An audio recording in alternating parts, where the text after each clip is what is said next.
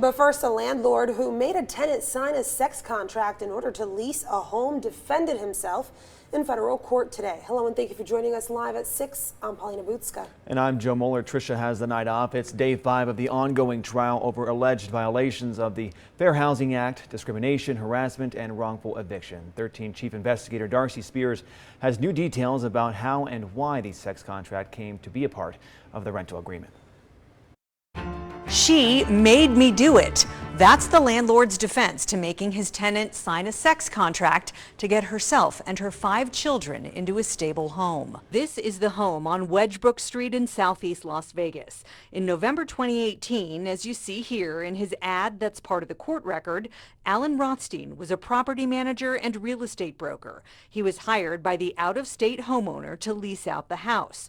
When a single mother on Section 8, a federal housing help program, inquired about the property, Rothstein let her move in and pay out of her own pocket to fix it up to meet HUD standards.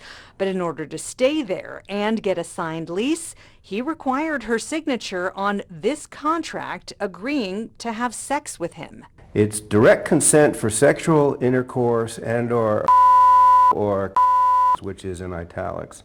Who names a document that? In court records, Rothstein blames the tenant for the existence of the sex contract, saying he had to use it to protect himself. It says the respondents are not currently under the influence of any incapacitating intoxicants. Legal analyst Bruce Flammy. Nobody in their right mind would go to the trouble to draw up a contract like this is.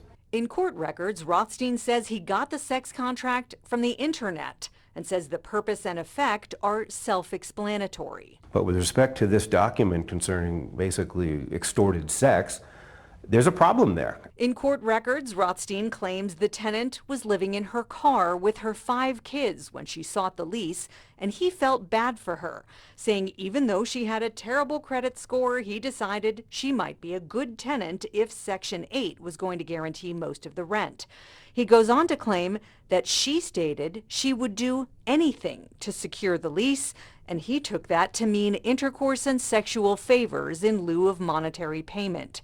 He says those suggestions were rebuffed when he met with her, and that he had her sign the sex contract so he could not be accused of misconduct. I did think it was a nice touch at the end where the drafter says that you're subject to perjury if you violate any of the terms of this contract that he drafted up for his tenants. In court records, Rothstein says the tenant who's currently suing him is the only person he's ever given an agreement of this nature. But with respect to the facts, I think we have to say thank God for strong women, because I think it's a valid point that this is designed to be utilized against people who don't have the resources to stand up. The tenant says she never had any sexual encounter with Alan Rothstein. I reached Rothstein on the phone today, and both he and his lawyer said they had no comment, at least while the trial remains ongoing. It's expected to wrap up early next week. In a separate action just a few months ago, the Nevada Real Estate Division investigated the allegations surrounding the sex contract. The state revoked Rothstein's broker and property manager licenses and fined him more than $94,000. Darcy Spears, 13 Investigates.